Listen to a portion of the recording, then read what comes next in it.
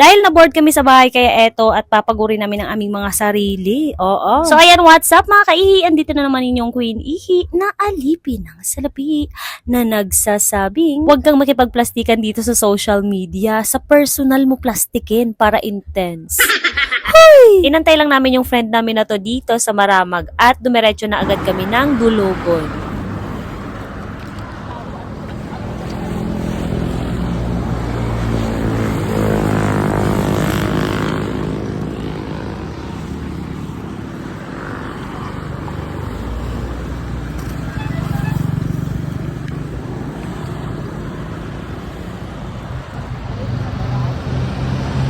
Ayan, may magsasabi na naman dyan, ang bigat na nga ng dala nyo, hindi pa kayo dumiretso dun sa Malaybalay. Bakit ba? Gusto namang itry tong local coffee kung masarap ba? Masyado kayong pakailamer. Ayan, bago kayo pumasok sa loob, meron din silang mga table dito sa labas. Pwede kayong pumesto. Pero syempre dun tayo sa loob kasi nga ang init. Gusto naming malamigan. Ito yung itsura ng store nila sa loob. Ayan, fully air-conditioned at pet-friendly din pala sila. Kasi pwedeng ipasok yung inyong mga pet. May nakita kasi akong nag-vlog neto dun sa vlog niya. Parang ang sarap-sarap ng mga pagkain dito. So, malalaman natin.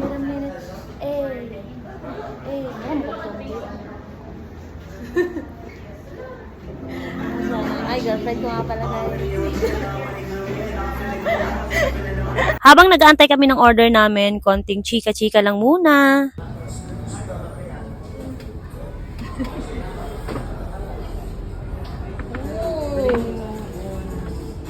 Okay, dito na tayo sa honest review ha. Kanya-kanya tayo ng taste, kanya-kanya tayo ng panlasa. So, base to sa experience ko. Yung in-order ko na egg drop, hindi ako nasarapan kasi medyo dry yung pinaka-egg. Yung nachos naman nila, para sa akin, okay naman siya kasi hindi naman ako mahilig sa nachos, kaya 7 out of 10. So, sa drinks naman tayo, yung drinks medyo matagal yung order ko kasi nga daw, yung stock room nila is medyo malayo pa. Pagdating naman sa drinks, hindi rin ako nasatisfied. Yung in-order ko yung strawberry white chocolate ata yun. Kasi para sa akin, more on ice lang siya. Ganon. After namin kumain ng hitch kami. Hitch me! 0.5. Hala ka!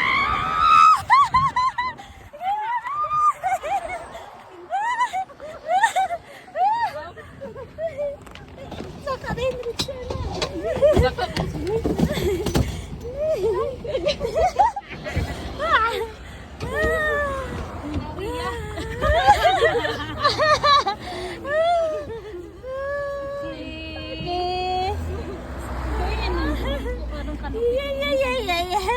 Naka-vlog, naging ka nga ng hitch.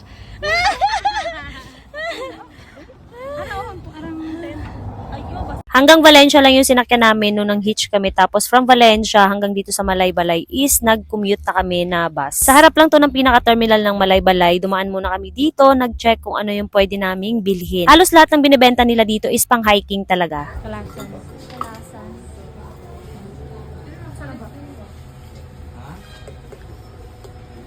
Ano na, bakit head lang?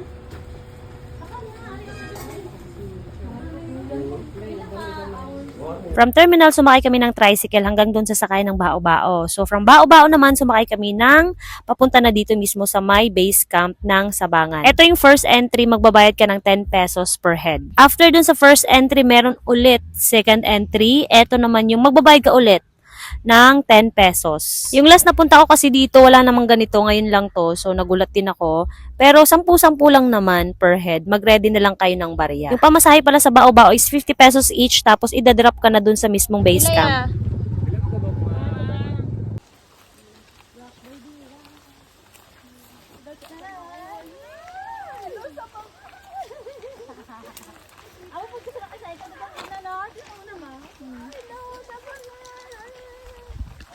Kami ng pamangkin ko, pang ilang punta na namin yan dito. Dahil yung dalawa namin kasama, yung kapatid ko, tsaka yung kaibigan namin, is first time nila. Pag pumunta kayo dito, magbaon kayo ng ekstrang lakas at pasensya kasi medyo malayo-layong lakaran siya, tapos may bit-bit pa kayong mabibigat. Siyempre, kailangan yung magdala ng mga essentials, yung utensils, lahat ng pwede nyong gamitin dun sa camping site. Nadaanan din namin to yung Dayo, ito yung nagbebenta ng mga souvenirs. Bago kami lumusong, nagpalit muna siya ng tsinelas kasi nga tatawid kami sa ilog. So, ito yung unang ilog na tatawirin namin. Mababaw lang naman siya, kaso nga lang, hindi naman pwedeng mabasa yung sapatos. So, kailangan mong maghubad. Sa mga nagbabalak pumunta dito, so ina-advise ko kayo na magdala kayo ng tsinelas na pwedeng mabasa. Katulad netong suot ko kasi eto, ukay-ukay ko lang naman to nabili, 150 pesos.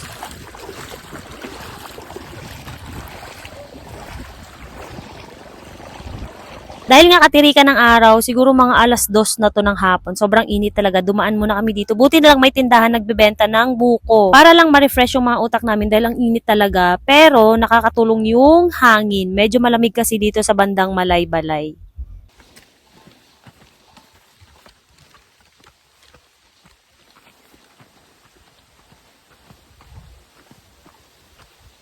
Amulan na yung taas-taas nga keto, no?